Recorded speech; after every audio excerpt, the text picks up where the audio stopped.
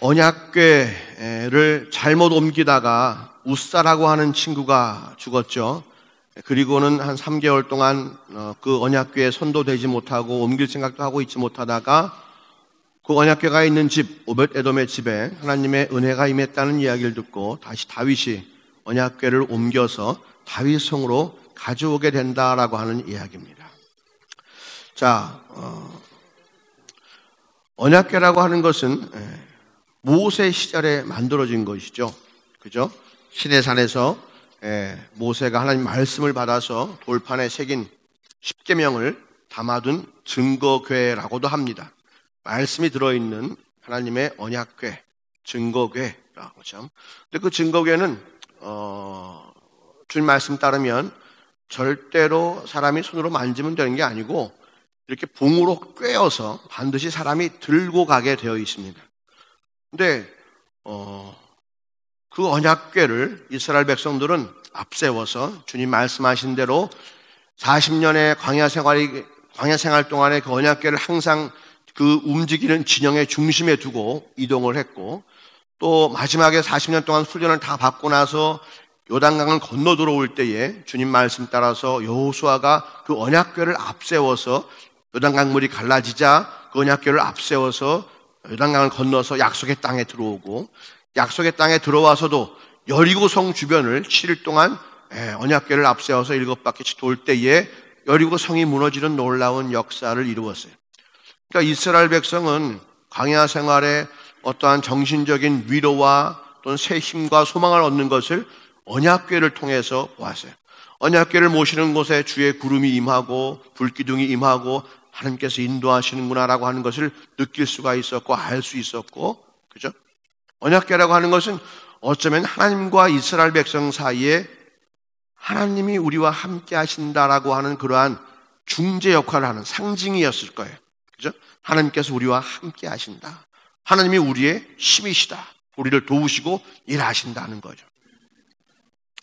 그래서 이제 이스라엘 백성이 여호수아를 앞세워서 약속의 땅에 들어왔어요. 여호수아가 죽고 그 다음부터는 무슨 시대가 시작되죠? 사사가 시작되잖아요. 사사 시대가 한 400년 동안 진행되는데 그 시대가 쭉 진행되면서 마지막 부분에 엘리 제사장 시절에 와서 어떤 일이 벌어지냐 하면 블레셋이 이스라엘을 공격해 온 거예요. 근데 이스라엘이 블레셋을 이기지 못합니다. 그럴 때에 엘리의 아들 홈니와 비느하스라고 하는 자가 생각한 거예요. 우리가 언약궤를 가지고 전쟁에 나가면 옛날에 그렇게 요단강이 갈라진 것처럼 그 여리고성이 무너진 것처럼 승리할 수 있을 거야라고 믿었어요. 그리고 그 언약궤를 앞세워서 블레셋 진영으로 갖고 나갑니다. 블레셋 사람들도 이스라엘 백성이 언약궤를 갖고 나오는 걸 보니까 이거 싸움에 질 것 같은 거예요. 근데 블레셋 장군들이 막 동렬하죠. 아니다, 나가 싸우자, 이긴다. 결국 나가서 싸웠는데 어떻게 된지 아십니까? 이스라엘 백성이 다 죽어버리고 말았어요. 홈니와 비느하스도 죽어버리고 언약궤를 빼앗기고 말았어요. 그 싸움의 결과로 어떻게? 그 결과의 소식을 듣고 엘리 제사장도 죽고 말았어요. 이스라엘 백성은 하나님과 자신들을 연결해 줄 수 있는 유일한 상징, 하나님이 우리를 돌보시고 우리를 지킨다고 하는 유일한 상징인 그 언약궤를 블레셋에게 빼앗겨버리고 말았어요.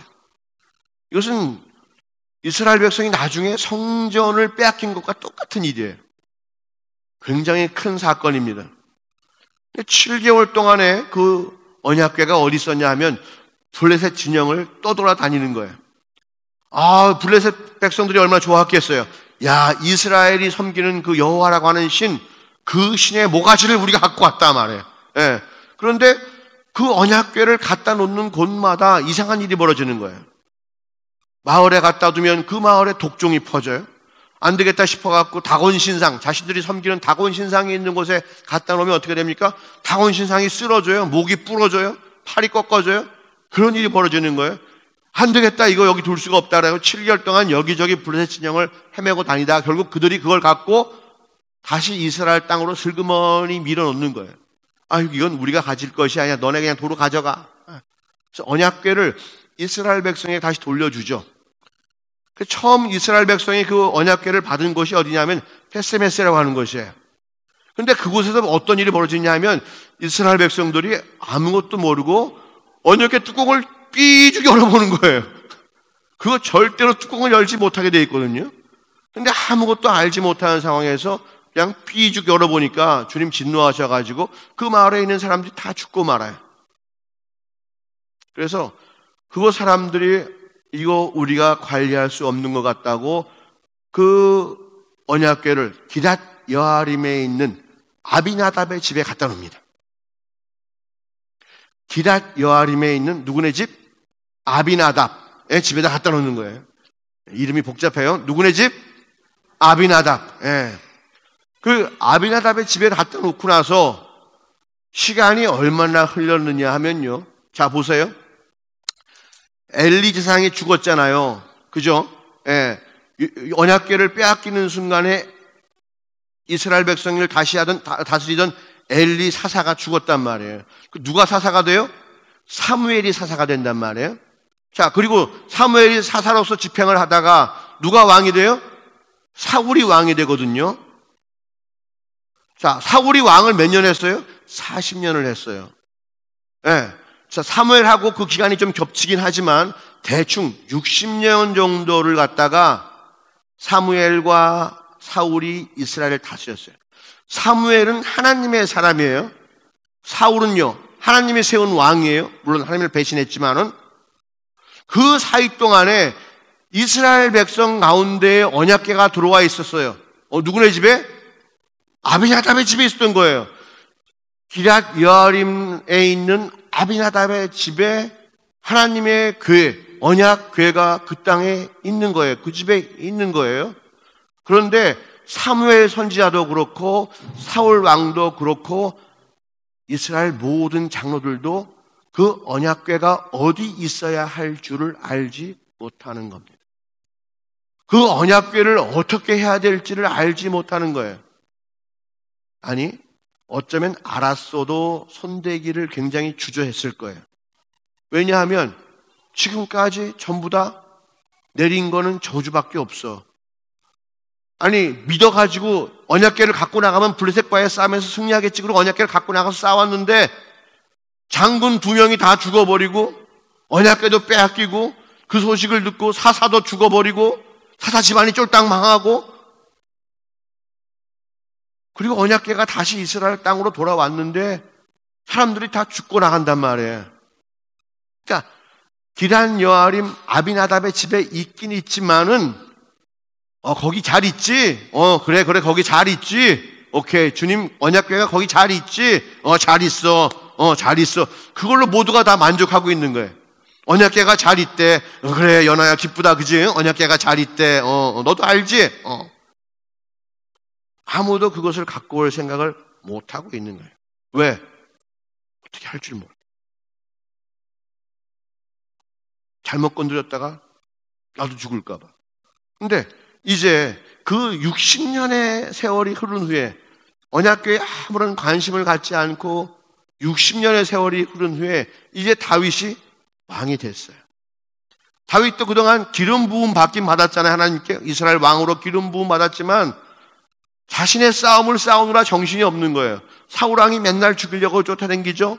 사울왕 죽은 다음에 자기가 이제 왕이 되나보나 했는데 자기가 온 이스라엘의 왕이 된 것도 아니고 그냥 유다의 조그만 지파의 왕이 되고 말았고요. 사울의 후손들과 왕권을 놓고 싸우느라고 또 십몇 년을 또 보냈단 말이에요. 예. 이제 이스라엘 장로들을 통해서 자기가 이스라엘의 하나밖에 없는 이스라엘의 왕으로 등극을 했어요. 그리고 블레셋도 물리치고 막 승리를 합니다. 그런데 다윗의 마음속에는 해결되지 않는 게 바로 있는 게 뭐냐 하면 언약궤예요. 그래서 60년 동안 다른 곳에 아무도 관심 두지 않고 있었던 그 아비나답의 집에 있던 여호와의 궤를 이제 다윗성, 하나님께서 기름 부은 자가 왕으로 있는 곳, 하나님께서 이스라엘 백성의 수도로 삼아주신 곳 예루살렘 다윗성에 이제 그 언약궤를 드리려고 하는 거예요. 처음에는 다윗도 의기양양했어요. 왜? 이젠 내가 왕이고 진짜 이제 언약궤만 갖다 놓으면 어떻게 되는 거예요? 하나님이 나를 이스라엘의 왕으로 기름 부으심이 확실하게 증거되고 자기가 이스라엘의 왕, 하나님께서 인정해 주신 이스라엘의 왕이라고 하는 사실이 확실하게 드러나니까 이건 빨리 그리고 거대하게 그리고 화려하게 치러야 되는 일이죠. 그래서 어떻게 했습니까?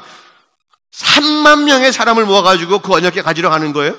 수레도 새고로 착 하고 소들도 얼마나 좋은 걸로 골랐을까? 악단은 또 얼마나 귀한 악단으로 만들었을까? 그래가지고 가서 아비나답의 집에 있는 그 언약궤를 덜컥 수레에다 실어다가 이제 옮기려고 하는데 어떤 일이 벌어집니까? 그렇죠. 예, 이스라엘 지형에 산에서부터 수레가 내려오기는 맞지가 않아요. 왜냐하면 거기가 지역, 거기가 다 사막이고 이렇기 때문에 땅들이 지반이 약해가지고 비만 오면 다 이게 파이는 거예요.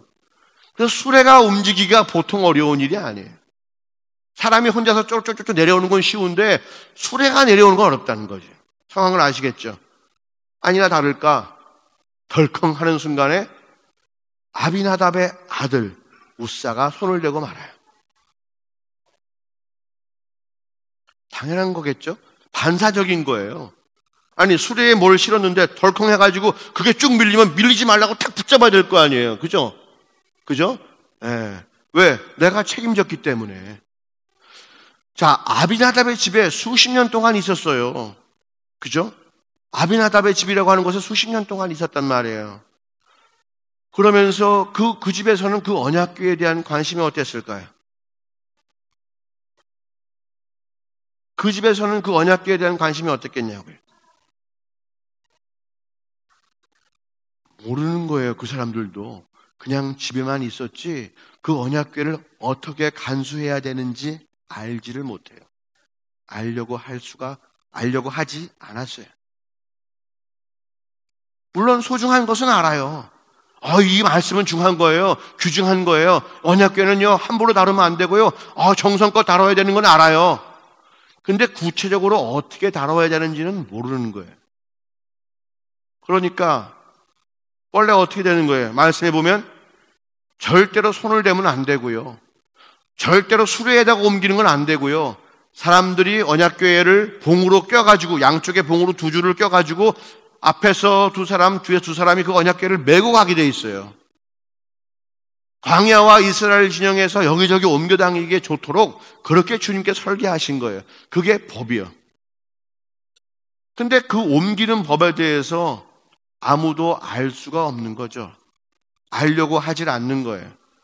그냥 좋은 거야, 귀한 거야, 하나님의 것이라는 건 알았지만 그것을 어떻게 대해야 될지를 모르는 거예요.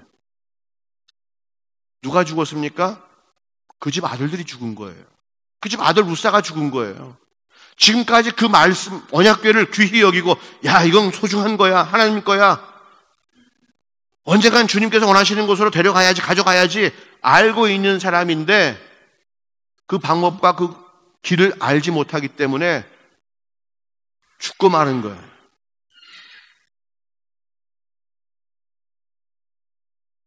우리 가운데도요. 주님 말씀이 소중한 것은 아는 사람들은 참 많아요. 교회 나와서 교회가 소중하구나, 예배가 소중하구나, 주의 말씀은 참 귀한 거구나, 주의 말씀을 잘 따라가면 내 인생이 참 형통하겠구나, 예수님 믿는 것이 좋은 거구나, 이런 거는 다 알아. 근데 예수를 몰라. 여기에 문제가 있는 거예요. 언약궤가 소중한 건 아는데 하나님이 도대체 그 언약궤를 어디다 쓰시고 어떻게 옮기시는지에 대한 관심이 없어. 주의 말씀이 소중한 건 알아. 그런데 그걸 어떻게 내 인생에 개입시켜야 될지를 알지 못하는 거예요. 교회가 소중한 건 아는데, 예배가 소중한 건 알겠는데 어떻게 그걸 내 삶 가운데 그 유익을 이루어야 할지를 알지 못하니까 자기의 계획대로 마음대로 움직이는 거죠. 누구까지? 다윗까지도. 그러니까 최고로 준비하잖아. 3만 명의 사람들과 새 수레와 건장한 소와 훌륭한 악단과 신나가지고. 근데 거기에 결코 주님의 뜻은 있다 없다? 없다.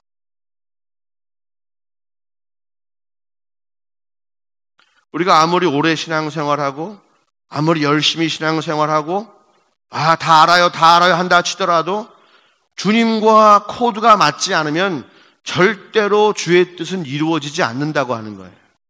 보세요. 오늘 하나님을 따르는 사람들, 주의 백성들이 저주를 받았어요, 안 받았어요? 그렇죠. 징계 당했지. 모르니까.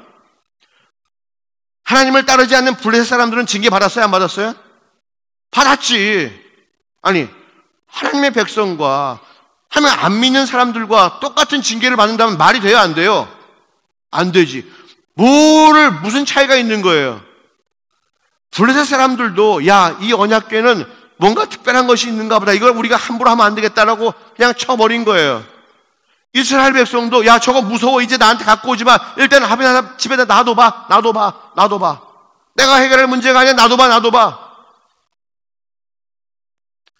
전부 다 중하고 복된 건 알아.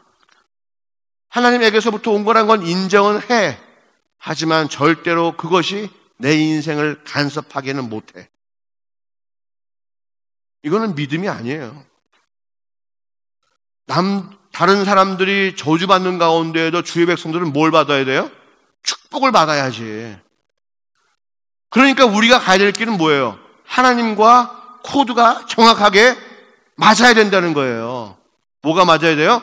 코드가 정확하게 맞아야지. 언약궤를 주신 목적이 이스라엘 백성의 삶 가운데 이루어져야 돼요. 교회를 주신 목적이 여러분 삶 가운데 이루어져야 되고, 말씀을 주신 목적이 여러분 삶 가운데 이루어져야 되고, 예배하라고 하신 이유가 우리 삶 가운데 이루어져야 되고, 기도하라고 하신 주의 말씀이 내 삶 가운데 이루어져야 돼.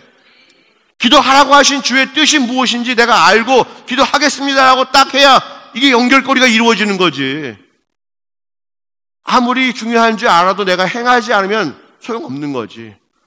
저 구명줄을 내가 붙잡아야 삽니다. 저 구명줄은 너무나 중요한 겁니다. 하나님께서 저 구명줄을 보내시려고 나한테 저 헬리콥터까지 보내셨군요. 저 구명줄은 중요합니다. 내가 아무리 외치면 뭐해? 그 구명줄을 내가 잡아야지. 그 구명줄을 내가 잡아야 사는 거 아니에요. 언약궤는 소중해요. 언약궤는 하나님 것입니다. 아무리 외쳐도 다윗처럼 쫓아가서 잡아야 되는 거예요. 자, 보세요. 다윗이 처음에 성공해서 실패했어요. 성공했어요. 처음에 실패했죠. 우사까지 죽이면서까지 실패했어요. 자기는 이제 그것은 안 되는가 보다 생각했어요. 자기의 힘과 자기의 노력으로 확 하나님께 나가서 뭔가 팍 한번 해보려고 했는데 부딪혀갖고는 아무것도 안 되는 거예요. 창피도 이런 창피가 없어. 나는 하나님께 인정받은 왕인데, 내가 기름 부음 받은 이스라엘 왕인데 내가 하나님께 인정받지 못하다니. 이게 막 분한 거지. 하나님을 원망하는 분함이 아니야. 내가 왜 뭘 몰라서, 내가 뭘 잘못해서 그랬을까야. 이게 우리와 다윗의 또 큰 차이야. 우리 같으면 내 소원을 들어주지 않으면 하나님 그럴 수가 있습니까? 내가 기도도 하고 내가 말씀도 하고 내가 헌금도 하고 할 거 다 했는데 왜 내가 시험 붙어야 되는데 왜 나를 시험 붙지 않게 해줍니까? 원망할 거예요. 그런데 다윗이 참 장점이 뭐냐 하면 자기 자신에게 뭘 맞춰주지 않는다, 맞춰준다, 이게 문제가 아니고 내가 뭘 잘못해서 그런가 하는 거예요. 내가 뭘 잘못해서 내가 이게 안 될까 생각하는 거예요. 주님은 절대로 변하지 않는 분이에요. 주님은 절대로 오르신 분이에요. 그러니까 주님을 바꿀 생각을 하지 않아. 다윗은 내가 어떻게 하면 변화될까를 생각하는 사람이지, 내가 뭘 잘못해서 지금 이런 일이 벌어질까를 생각하는 사람이냐. 그래서 다윗이 구하고 또 구했지. 주님을 향한 마음으로 구하고 또 구했더니 이래야 되겠구나라고 하는 생각이 들 때에 어떤 일이 벌어지냐면, 오벳 에돔의 집, 아비나답의 집에서 옮기려고, 다윗 성으로 옮기려고 하다가 우사가 죽는 바람에 어디 갖다 놨어요? 오벳 에돔의 집에 갖다 놨잖아. 근데 들리는 소식이 뭐냐 하면 오벳 에돔의 집에 하나님의 복이 임한다라고 하는 이야기가 들리는 거야. 이제는 이걸로 옮기면 되겠구나. 부지런히 선지자들과 말씀을 아는 사람들에게 물어보고 우리 옛 조상들에게 하나님께서 언약궤에 대해서 무슨 말씀을 하셨는지 찾아보고 공부했겠죠. 그 기도했을 거예요.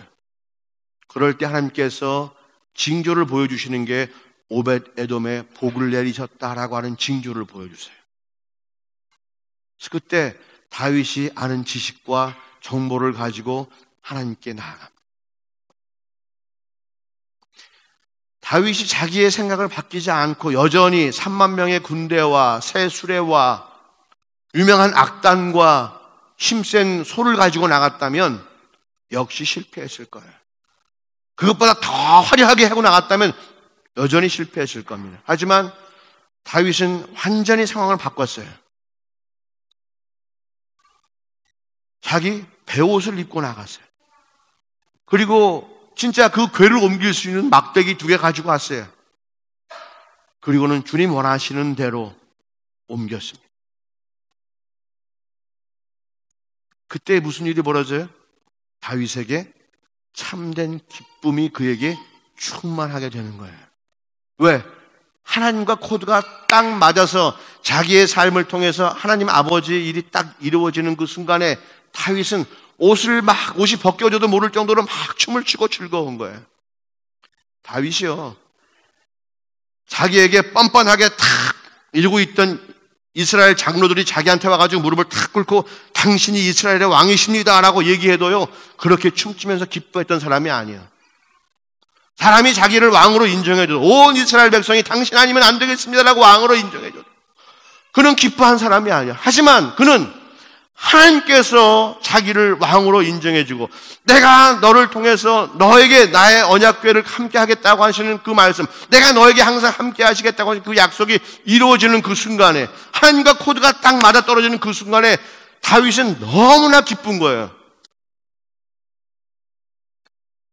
왕이 폼이 나 안 나? 폼이 안 나. 베옷을 입고 베옷을 찢어가면서 막 그 무리 앞에서 춤을 추고 나가니까 왕으로서 폼은 하나도 안 나. 오죽하면 미갈이 저 위에서 바라보고 저 왕의 체면도 못 차리고 저 벌거벗고 뭐하는 짓인가 경멸했다고 그러잖아요. 하나님의 궤를 옮기려면 뭔가 멋있는 일이 벌어져야 돼. 그게 아니란 말이에요. 막대기 2개와 베옷을 입고 춤을 추면 되는 일이란 말이에요. 주님 원하시는 대로 제사를 드리고 나가면 된단 말이에요. 우리의 죄를 사하여 주시는 주님 번제를 드리고, 우리와 화목하기를 기뻐하시는 주님 화목제를 드리고.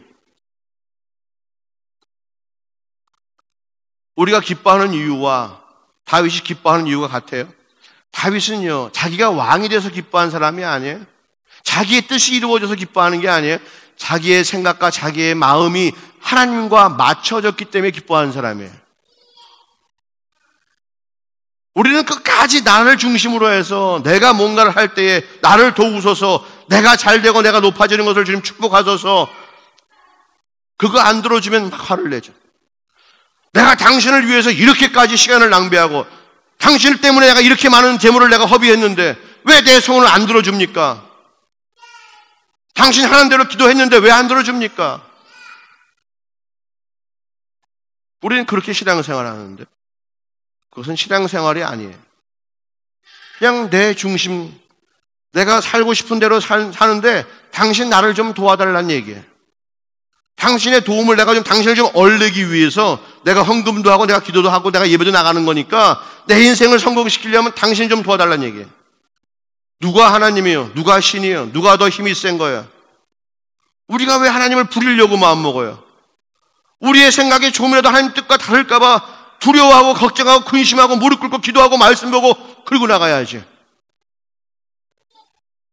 왜 내 뜻을 안 이루어준다고? 왜 나를 알아주지 않는다고? 예수님 이 땅에 사시면서 어떻게 하셨어요? 어떻게 사셨어요?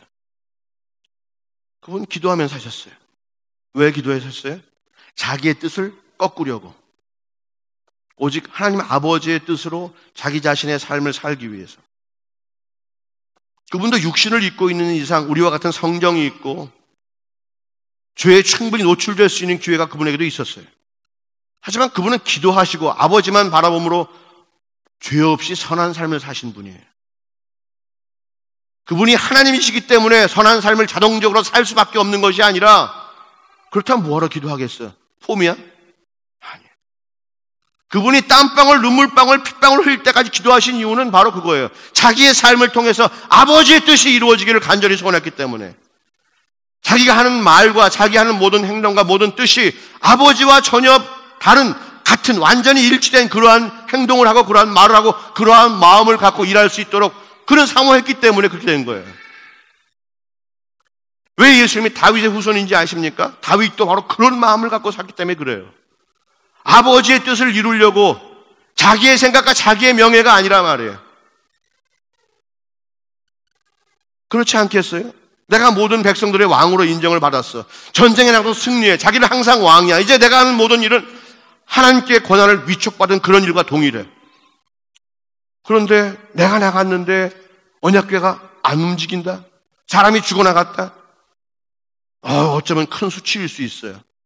하지만 여기서 다윗은 포기하지 않았어요. 아마 저 같았으면 그럴 거야. 언약궤는 나중에 옮겨. 그럼 그건 이제 다 가치가 없는 건지도 몰라.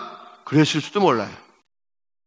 계속 여기 있는 게 주의 뜻인가 보지 뭐 놔둬라. 그랬을지도 몰라요. 하지만 다윗은 절대 그러지 않았어요. 내가 뭘 잘 몰라서 그랬습니까? 끝까지 하나님께 나가서 하나님을 사모하고 주의 뜻이 무엇인지 계속해서 물어보는 그러한 삶을 살았어요.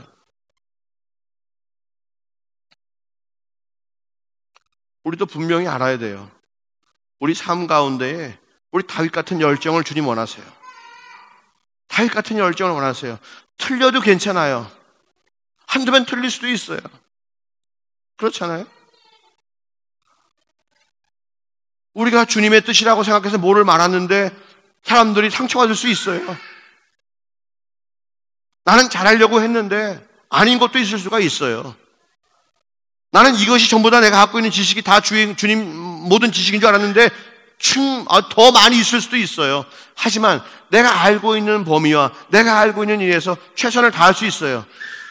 물론 그것이 주님 뜻에 반하는 경우도 있어요.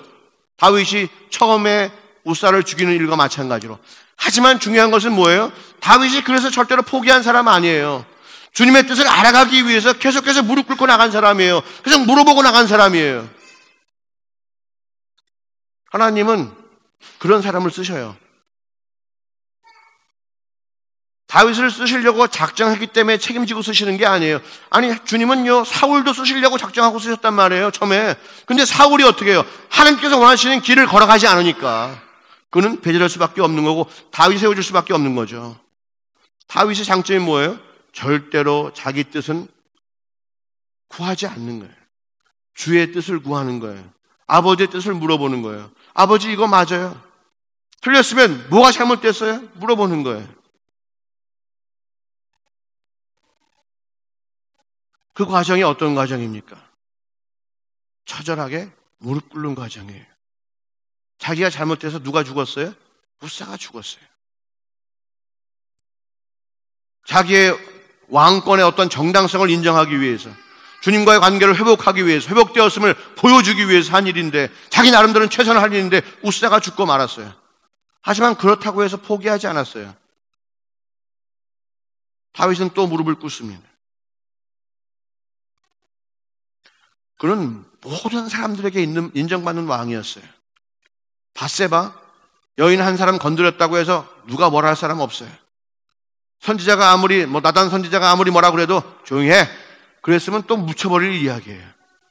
하지만 절대로 다윗은 그러지 않았어요. 주님의 뜻을 항상 구한 사람이에요. 주의 뜻에 자기의 삶을 맞추려고 한 사람이에요. 잘했고 못했고 누가 따져요? 주님 따지신 것인 줄 알고 주님께서 심판자이신 줄 믿고 주님께서 잘했다고 하는 삶을 살려고 자꾸 움직여간 사람이에요. 실수가 없는 사람은 아니에요. 우리 모두가 다 그런 사람이에요. 그런 사람이 되어야 하는 거예요. 서로가 잘못할 수 있고 실수할 수 있어요. 하지만 우리의 삶은 정말로 한 방향인 거예요. 예수님처럼 하나님 마음과 합한 사람, 주님께서 원하시는 삶과 주님께서 원하시는 일을 행하려고 하는 사람, 그러기에 남의 실수와 남의 잘못을 용납해 줄 수 있는 사람, 그것이 더 귀하기 때문에 다른 것은 모든 것 다 눈 감아 줄 수 있는 사람, 그것이 가장 중요하기 때문에 십자가까지 질 수 있는 사람.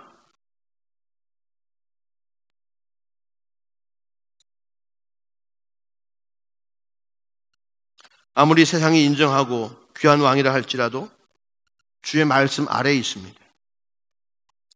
주님께서 원하시는 대로 말씀하시는 대로 그 뜻대로 그것이 행해져야만 이루어지는 거예요.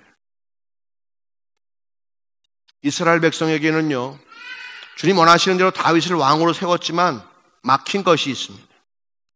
감춰져 있는 언약궤예요. 누구나 다 알지만 서로 이야기하지 않는 이야기. 언약궤가 어디 있느냐? 언약궤가 어디로 가야 하느냐? 누가 언약궤의 주인이야? 아무도 말하지 않는 이야기였어요. 하지만 다윗은 알고 있었고 그것을 옮기려고 했습니다. 그리고 실제로 그가 기도하며 나갔을 때 그것은 이루어졌어요. 하나님과 이스라엘 백성 사이에서 언약궤는 해결받아야 될 문제예요. 용기 있는 사람이 그걸 해결하는 거예요. 주님과 나와의 관계 마찬가지예요. 주님과 우리 가정과의 관계 마찬가지예요. 주님과 우리 교회 관계에서 마찬가지예요. 해결받아야 될 문제가 있어요. 우리 그거 해결해야 됩니다. 그거를 감추고는 되는 일이 없어요. 그걸 해결해야 되는 거예요. 예배 가운데 우리의 허물이 드러나는 거예요? 감사할 일이에요. 왜? 그거 해결하면 되니까. 그거 해결하면 되는 거예요. 그거 해결하면 은혜의 길로 더 나아갈 수 있는 거예요. 우리 가운데 서로 미워하는 사람이 있어요? 그거 해결받아야 돼요. 우리 가운데 기도하지 않고 일이 해결될 줄로 믿는 사람이 있어요? 하지만 기도에 부담이 있는 사람들이 있어요? 기도해야만 해결되는 거예요. 예배, 난 예배 참석하지 않아도 된다고 생각하지만 예배 부담이 있죠. 그거 해결받아야 돼요. 헌금도 마찬가지. 내가 11조 안 해도 지금까지 그냥 잘 살아왔는데 뭐 계속 살면 되겠지 뭐. 그거 아니에요. 세상에 주는 은혜, 블레스처럼 은혜 받을 수 있어요. 주의 말씀을 지키지 않아도 사는 사람처럼 살 수 있어요. 하지만 주님께 생을 인도받고 살고 싶은 사람, 정말로 하나님께서 원하시는 일을 이루며 살고 싶은 사람, 그 사람에게는요, 그 문제는 반드시 해결돼야 됩니다. 아비나답처럼 자기 집에 몇십 년 동안 언약궤가 있었지만 이걸 어떻게 해야 될까 구하지도 않고 물어보지도 않은 사람들은 언약궤가 아무리 있어도 그 언약궤를 통해서 아들을 잃는 그런 경험밖에는 얻을 수가 없어요. 그걸 통해서 주님 살아계시네, 그럴 수밖에 없는 거예요. 하지만 온전히 그 문제를 해결하려고 다윗같이 애쓰는 사람들에게는 그 문제가 해결됨으로 말미암아서 놀라운 기쁨이 그의 삶 가운데 임하는 거예요. 왕된 것보다 더 기뻐했다고 그랬잖아요, 다윗이요. 언약궤가 다윗성으로 돌아오는 걸 더 기뻐했다고 그랬어요. 하나님과의 관계가 회복되는 것, 그동안 몇십 년 동안 이스라엘 백성 가운데 쌓였던 그 문제가 온전히 해결되는 것을 다윗은 참된 기쁨으로 알았던 거예요. 여러분, 돈이 몇 푼 더 생겼다고 기뻐합니까? 오늘 돈이 생겼네, 오늘 내가 한턱 쏠게. 아니요, 그러지 마세요. 기도하지 못했던 마음, 예배를 함부로 여겼던 마음들을 회복하세요. 그것으로 기뻐하세요. 주님의 일을 맡았지만 주님의 일을 하지 않고 있을 때에 주님께서 말씀하시는 이런 부담이 있잖아요. 그거 해결하셔야 됩니다. 그래야 참된 기쁨이 있어요. 그리고 그 경험을 가지고 우리는 승리할 수 있는 거예요. 다윗의 인생을 통해서 주님을 경험한 그 경험으로 그는 참으로 복된 인생을 살았잖아요. 예수님이 십자가에 달려 죽으실 때까지 그는 고난 가운데 있었어요. 어려움 가운데 있었습니다. 하지만 그와 하나님과의 관계는 어떤 관계입니까? 막힌 것이 없잖아요. 주님은 십자가 지고 죽으실 때까지도 그는 참된 영혼의 평강을 누리시는 분이에요. 육신은 아프고 고통스러웠고 감정은 상했어요. 왜? 제자들이 떠나가고 사람들이 자기를 오해하니까. 하지만 그의 영혼은 참된 기쁨을 누렸다고 하는 사실이에요. 우리가 이 땅에 살면서 승리하는 건 뭐예요? 바로 그 문제를 주님과의 관계 속에서 해결하는 겁니다. 그게 해결되지 않으면요, 참된 기쁨은 영원히 누릴 수가 없어요. 돈이 많아서 아니면 남들이 나에게 박수를 치니까 그런 기쁨과요, 다윗처럼 옷이 헤어지도록 춤추는 기쁨과는 비교할 수가 없는 거예요. 다윗과 같이 다윗을 사랑하는 사람도 그 기쁨을 이해하지는 못했어요. 다윗과 하나님과의 관계 속에서 그 기쁨은 참된 것입니다. 그 기쁨은 진짜 기쁨인 거예요.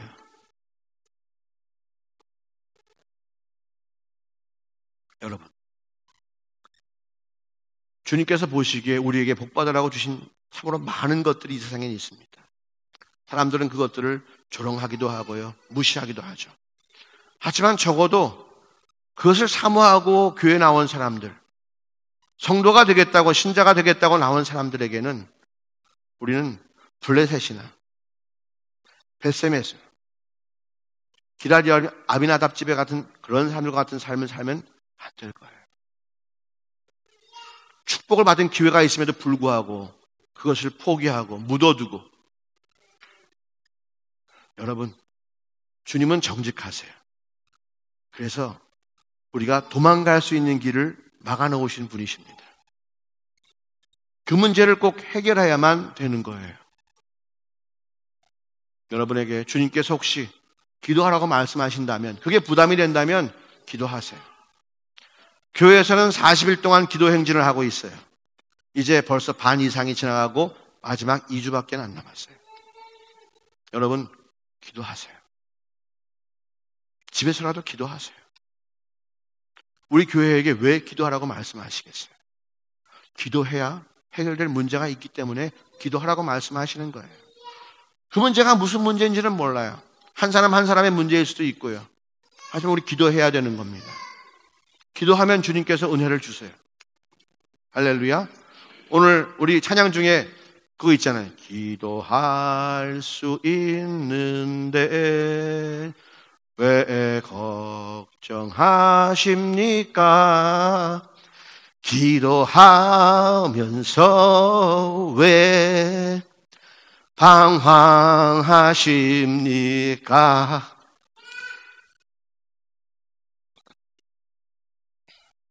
진리입니다. 돌아갈 길은 없어요. 그 문제를 해결해야 주 앞으로 나갈 수 있습니다. 그럴 때 우리는 정말로 놀랍고 큰 기쁨을 누릴 수가 있는 거예요.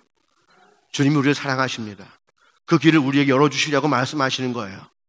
세상에 속지 마세요. 안 그래도 된다고 하는 마음은 마귀가 주는 생각입니다. 주님은 그 문제가 해결받기를 원하시는 거예요. 그 문제를 해결하십시오. 기도하심으로 해결하십시오. 참된 기쁨이, 하나님과 함께하는 기쁨이 어떤 것인지 주님은 우리를 위해서 예배하고 계십니다. 다윗은 그 기쁨을 이 땅에서 누렸습니다. 그가 왕이라서 전쟁에 이겨서 돈이 많아서 자기가 말하면 누군지 다 무릎 꿇기 때문에 기쁜 것이 아니었습니다. 하나님과 다윗은 함께하기 때문에 기쁜 것입니다. 우리 모두에게 정말로 그 진실된 기쁨이, 천국의 기쁨이 충만하기를 소원합니다. 다 같이 기도하실 때요, 여러분에게 부담을 주시는 주의 음성을 한번 들으시길 바랍니다. 무슨 부담을 주십니까? 기도하라 말씀하십니까? 말씀을 더 보라 말씀하십니까? 누구를 사랑하라 말씀하십니까? 십자가를 지라 말씀하십니까? 그거 붙잡으세요. 그거 붙잡으시고 나가시면 다윗이 누리는 참된 평강과 기쁨이 바로 우리에게 임할 줄로 믿어요. 그걸 해결하겠다고 작정하고 나가는 순간에 주님께서 길을 열어주실 거예요. 주님, 이 시간 말씀하여 주시옵소서. 세상에 너무나 나를 혼돈시키고 세상의 즐거움에 나를 빠뜨려 놓아서 난 무엇이 진리인지도 알지 모르고 무엇이 빛인지도 알지 못하며 그러한 것들을, 하늘의 것들을 구해본 적도 없습니다. 세상에 교회가 널렸고 예배가 매일 있고 기도 시간이 늘 있어도 나는 그것을 구하지 않았습니다. 나를 용서해 주옵시고 주님, 내게 있는 이 기회들을 주님을 위해서, 또 나의 인생을 위해서, 내 이웃을 위해서, 내 가족들을 위해서 어떻게 사용해야 될지 주님 말씀하여 주옵소서. 이 시간 결단하고 나가는 일꾼들을 축복하옵시고 주님께서 은혜 주실 줄로 믿습니다. 다윗과 같은 그 큰 승리의 기쁨이 있을 줄로 믿습니다. 다 같이 기도하시겠습니다.